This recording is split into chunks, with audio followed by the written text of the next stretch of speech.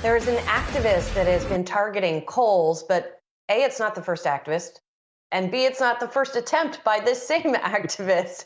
So this is becoming a familiar refrain. Brian Sozzi, what are we hearing from this in this latest attack?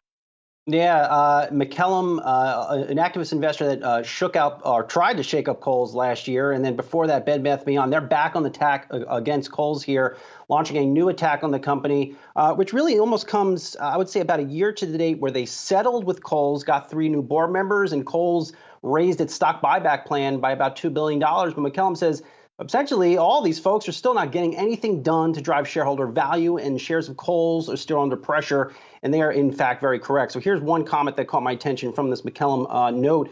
Quote, "We are vexed by management's lack of urgency and insistence that after another disappointing year, shareholders should wait patiently until March to hear yet another strategy unveiled." Kohl said it will hold another investor day in March, actually on March 7th here. Keep in mind, they held an investor day about the same time last year, I believe, where they laid out essentially nothing. And then McCallum going back further here, they're saying that they're accusing Kohl's board of not entertaining proposals to take the company private here. So a very lengthy letter here, really coming attack against a company that is already under attack by another activist, Engine Capital, which attacked the company late last year, pushing for them to spin off their e-commerce business or their real estate, or just sell the company in its entirety here. So at some point, this is going to have to come to head. Of course, Kohl's had in its response to us here at Yahoo Finance saying, the Kohl's board and management team continuously examine all opportunities for maximizing shareholder value. Our strong performance in 2021 demonstrates that our strategy is gaining traction and driving results.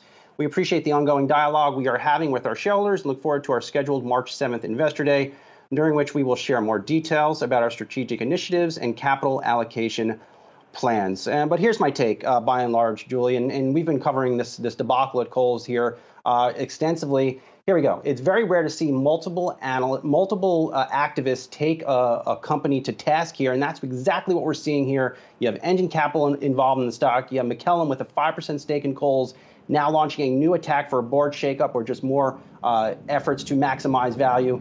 And what else do you expect, though? You have seen Kohl's shares really decline by double digits under the watch of CEO Michelle Gass since she took over in May 2018. Margins have underperformed many rivals.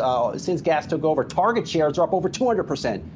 So by and large here, this is it's getting ugly, it's getting messy, and I'm looking forward to talking to McCallum's Jonathan Duskin, the lead activist here. That's his company. We'll be talking to him at 1:40 about his campaign here with Kohl's.